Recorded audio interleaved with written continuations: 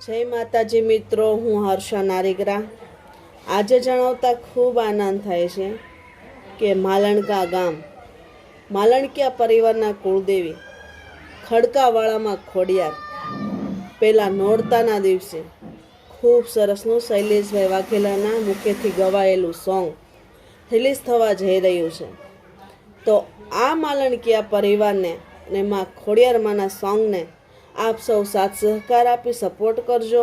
અને પહેલી નવરાત્રિના દિવસે રિલીઝ થવા જઈ રહ્યું છે, તો એને ચેનલને લાઇક, શેર અને સબસ્ક્રાઈબ કરી દેજો, જેથી કરીને આપણા માલણકિયા પરિવારને પણ એ સોંગમાં રહસ્ય જાણવા મળશે અને જોવા મળશે.